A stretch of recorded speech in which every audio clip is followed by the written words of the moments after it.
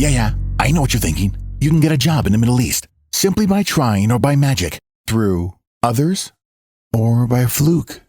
Remember that competition is everywhere. Some here, some there, but bam! Loy Machedo is the best.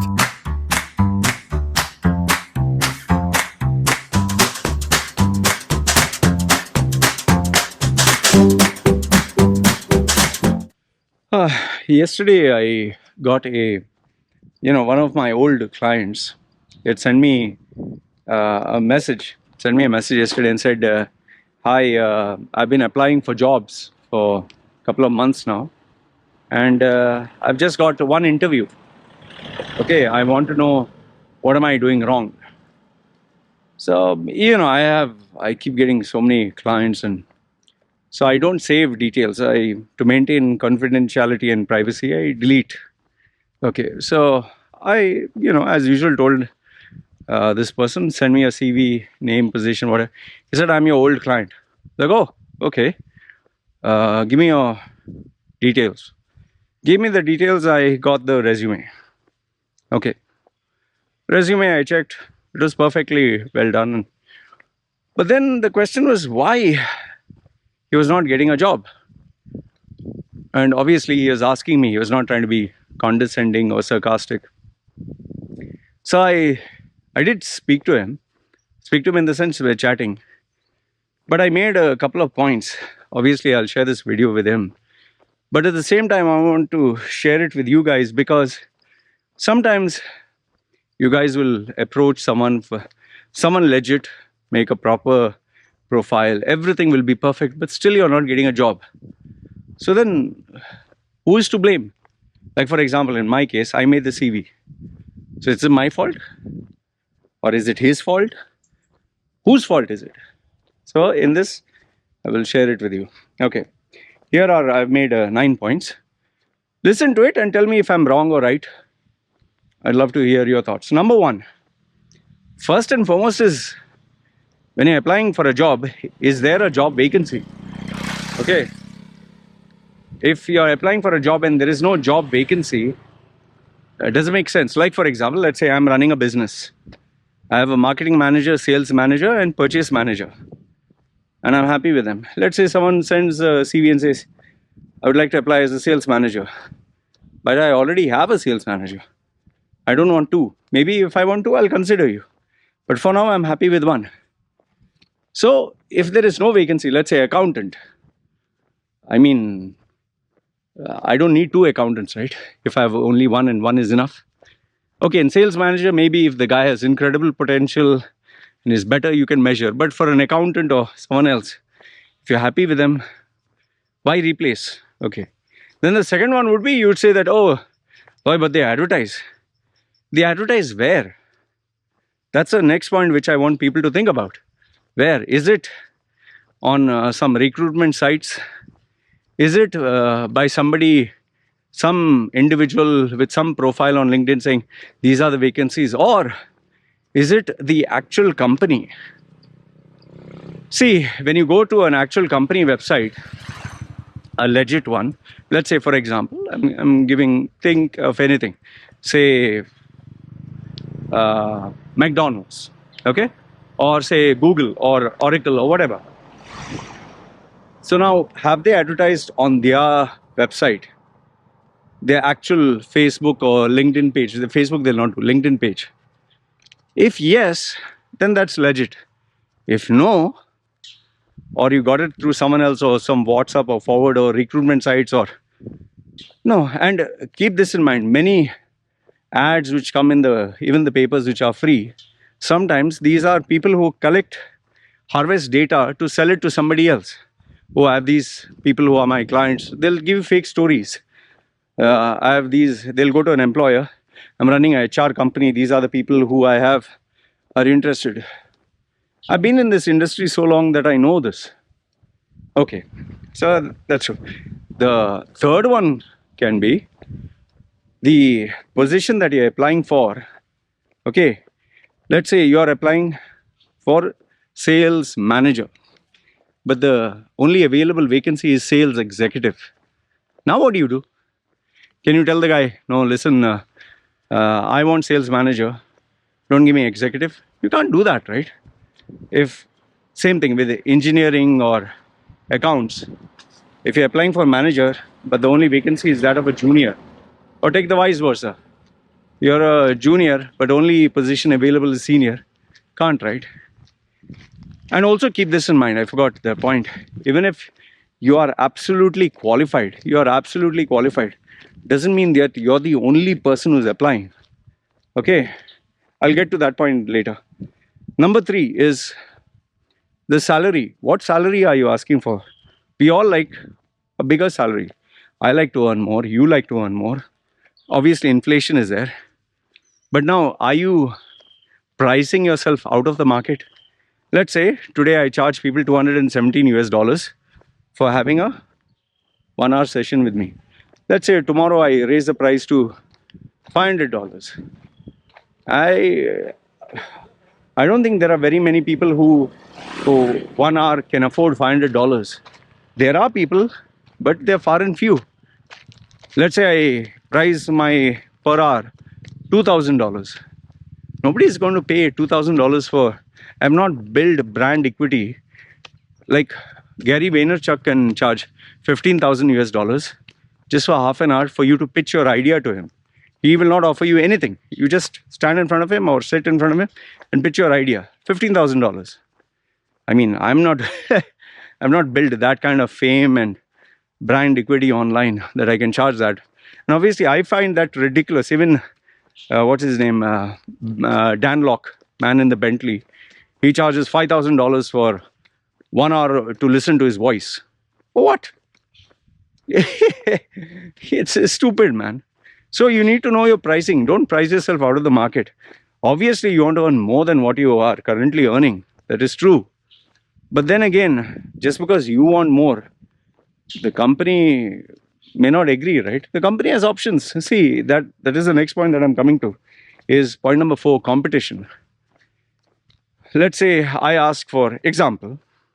I'm looking. I want a sales job. I'll achieve your targets. I want $10,000 a month. Another guy comes, equally smart. He says, okay, I'll ask $8,000 per month. No need to pay me 10. Just pay me 8,000 plus commission. Third guy comes, he says, okay, I need a job badly. My mother, father is sick, and I've not had a job for so many months. Give me 6,000 plus a better commission. And maybe a third guy is equally experienced. He says, I'm at the tail end of my career. I have to support my family. We're going through tough times, COVID. I lost everything. Just give me something decent, 5,000. Now, obviously, no sensible owner is going to go to a guy who says, give me 0. At the same time, nobody is going to go to the tail end where they are asking the highest. They'll choose mid-range. Okay, I have 10,000, I have 0, or 2,000 or 3,000. What's the mid-range? Mid-range is maybe 5. Okay, so I can extend 5 to 8. Okay, 5, 6, 7, 8. So maybe if I take 5, I can take 2 candidates for 10,000. Or maybe if he's really good, I don't mind 7 or 8. But if he is one of a kind, rare, who can really generate tons and tons of money with an exceptional track record, I don't mind even paying more than 10,000. This is how business people think. Because they think, I'll give him 10,000. How much can he generate back? Can he generate 1 million? Okay, 500,000. But if he pays you 10,000 and you'll only generate 10,000, he pays you 10,000 and you don't generate enough. It makes sense, right? And keep this in mind. You might think you are exceptional. Oh, other people also more or less the same, man. And remember, when competition is concerned, let's say accounts, how much more accounts can you know? Okay, you're a chartered accountant. He's also a chartered accountant. You're a digital marketer. He's also a digital marketer. Oh, you're a, marketing manager. How do you differentiate, yeah? You need to give specifics, right? Point number 5, this is a critical one which is happening right now, oversupply. Because of the problems in Sri Lanka, I've received so many CVs from Sri Lankans. Because of the crash in Pakistan, so many Pakistan, you will not believe if I tell you this, people are ready to work for $300. I said, are you joking?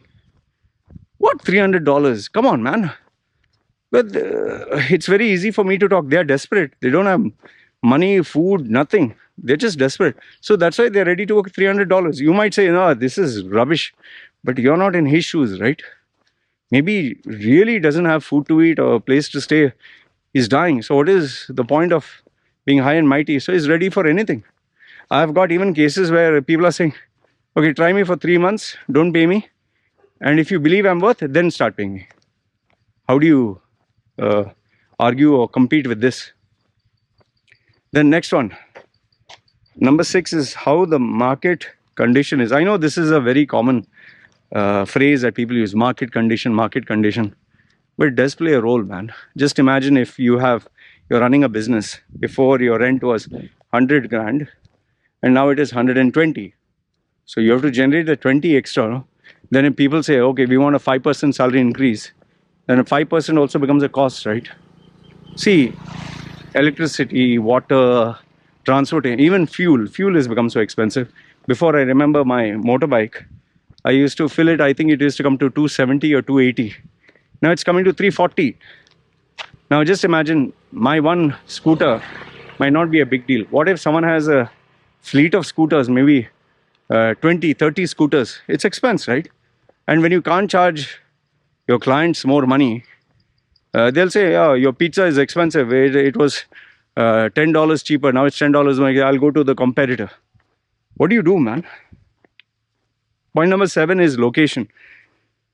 The place where you're applying, is it ideal? Let's say, for example, in India, we know the competition is way over the top because of overpopulation. So now you might try Dubai, okay? Now in Dubai that you're trying, is it better recommended in Dubai? Or is it better Sharjah? Is it better Abu Dhabi? You might find this surprising, but one of my clients who got a job in Abu Dhabi, their minimum base salary is 3 times higher than what they are paying in Dubai. I was surprised. I was like, are you kidding me? This is a new company and I don't know whether they are going to survive. But they're paying very attractive salaries and they're attracting top talent.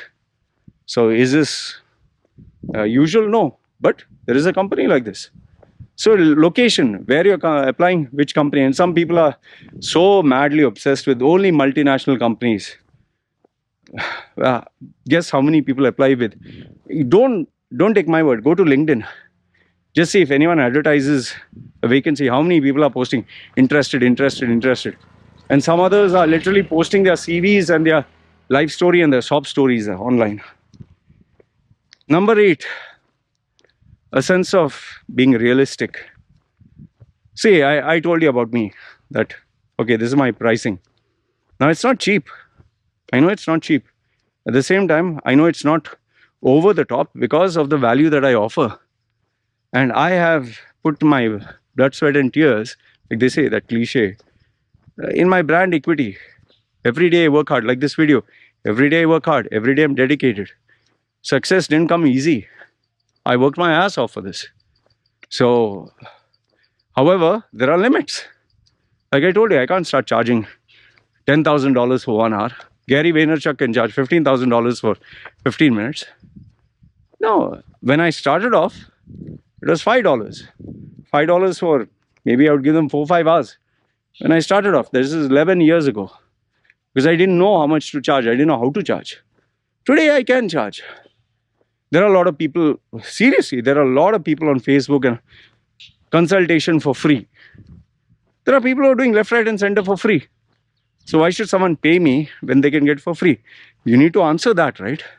In the same way for you, why should someone pay you when they can get a cheaper, better, more attractive option? And last and not the least, sell yourself. I have said this so many times. Your CV, you can make it world class, fine. But the CV after you made it is not going to walk around and get you the job. Okay, you made the CV, job will come to you. No. There's a lot of work involved. Let's say, for example, I made an amazing website. I made a world class website. Amazing. Huh? Truly, got the best guys in the world and all. You think the whole world is going to come check my website and give me business? No, I need to interact with people. I need to talk to people. See, these videos that I do, I'm talking. Because physically I can't go and give seminars and talk, and I can't do that, right? So this is how I communicate. So you also need to network. You need to meet people. You need to interact. You need to break out of your comfort zone. If 12 hours a day you're still sitting in the office and just working, doesn't mean the world is going to come knocking on your door. You really need to get out of your comfort zone. See, the profile that I make, I can assure you this much. It is maybe not the best and greatest in the world. Okay, let's be realistic. Because I have not seen the best or greatest in the world. I am doing with whatever you have. We don't fabricate, we don't create a fake. We make it the best of what? In terms of content, not color, not graphics, all that is gimmicks. I know there's one idiot who I made his CV simple, no colors, nothing, with content. This guy went, I don't know where, made his CV neon blue, with him standing with glasses looking like this. A young chap. And he tried to tell me, see, I made a better CV. Fine. If neon blue and looking up like this, and if it gets you a good job, okay, fine. In the real world, Shadi.com, it was good, but mine was a simple black and white. I didn't put any gimmicks that people want to, I don't know, TikTok generation, I guess. Anyway, that's a rare one.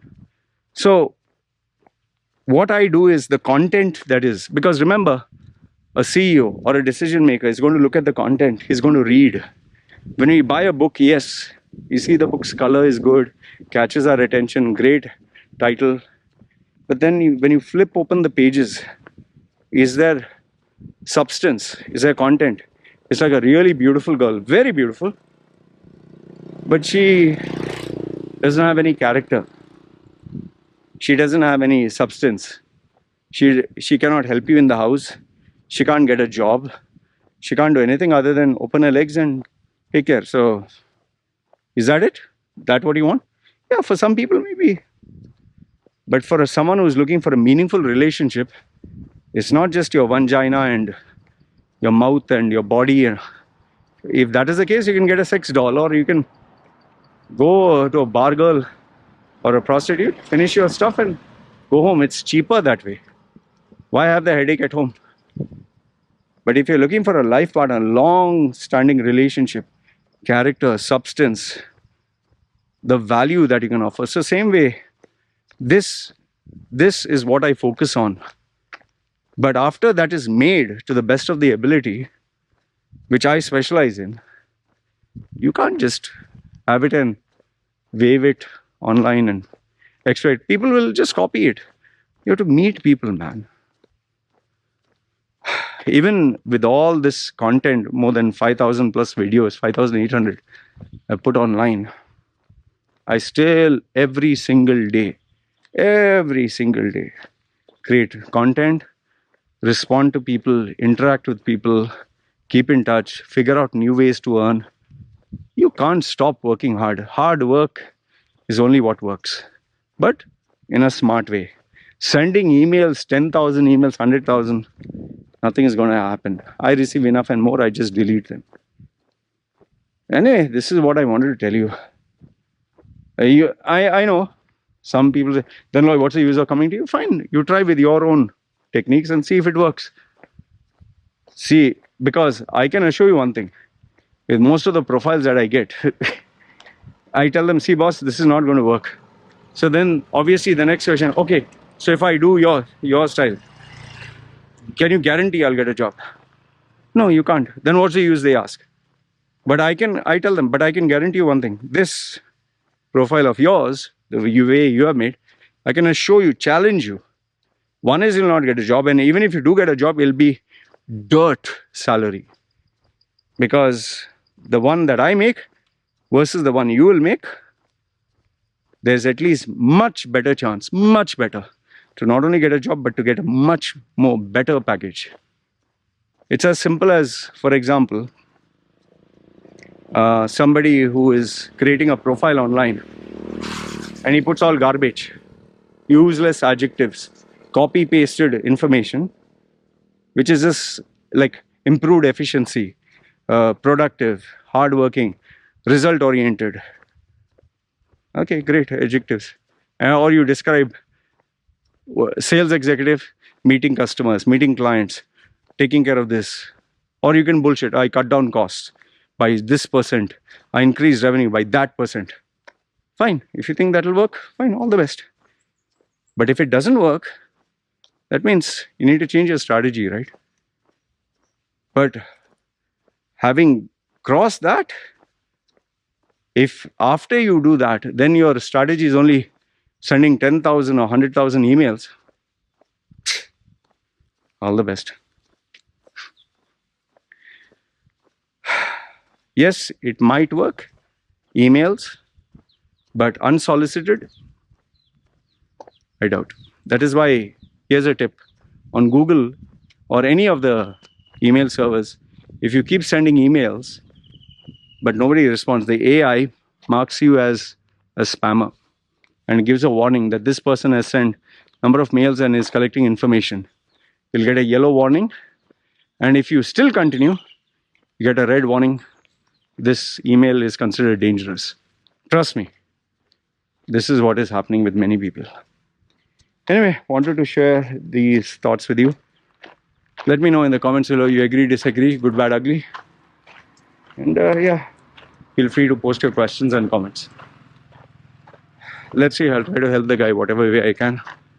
But there's only so much I can do. I can't force someone to create a company or take someone if they have a better choice, right? Anyway, you guys take care. It's me signing off. Ciao.